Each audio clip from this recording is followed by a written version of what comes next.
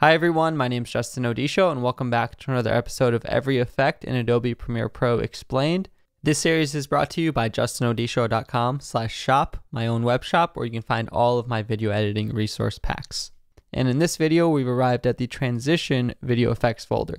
Now you might notice there's transitions under the video effects, but there's also a video transitions whole segment with its own folders.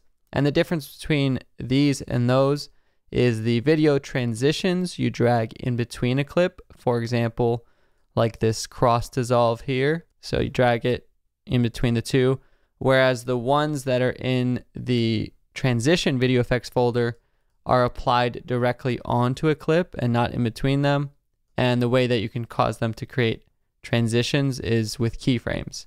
So for example, if we head over to the effects control panel, for this first one here, block dissolve, you see a transition completeness, and right now it's at 0%, but we can gradually increase it all the way to 100%. And you can imagine if we keyframe this from 0 to 100, this is how we can get a transition to occur without doing it like how it is in the video transitions. This first one, block dissolve, is just a way to allow us to dissolve in block patterns. If you make it really small, like 1 and 1 pixel size, it almost looks like a noise or grain dissolve, but you can increase these significantly to the point where it is more like a pixely block dissolve. You can turn off the soft edges as well if you're seeing too much fuzziness. You also have the option to feather it if you want more of like a foggy shape rather than squares. So that's the block dissolve. Next up, we have the gradient wipe transition. Again, this is one that's going to operate on the transition completion percentages. So from 0 to 100, this is what it looks like. You'll notice it's gradually wiping from taking a look at the shadow and highlight information, almost like a Luma fade. But you can see at 0%, nothing's happening. At 20%, only the shadows are getting filled in, and so on until at the highest percentages, only the brightest amounts are still left until you hit 100%. You can also invert that just by clicking invert gradient. So it'll start at the highlights and then take over the shadows. Kind of cool.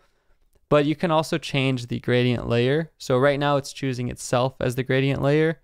But if I were to choose video track 1, you'll see it brings the other clip in from the highlights to shadows.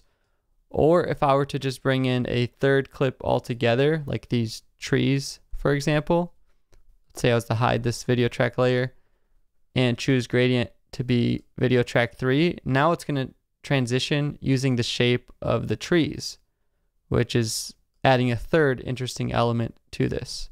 Next up, we have linear wipe. This is kind of what you'd think the gradient wipe would be. It's just a linear wipe from one direction to the other.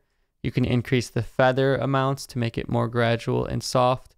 And you can also change the wipe angle. So 90 degrees to 180, all the way to whatever you want. This is 0 to 100, just as a normal linear wipe. This can also be a cool way to add split screen effects just without any sort of keyframes if you're just trying to do split screen between two clips at a unique angle.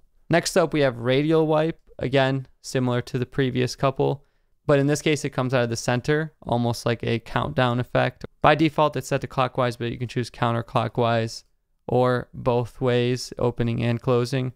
And you can also choose the center, so you don't have to be right in the middle. You can start off at the edge if you want. Remember, as in all of these tutorials, if you click your selection tool and then click that radial wipe, you'll be able to see a little bit more information if it's more intuitive for you.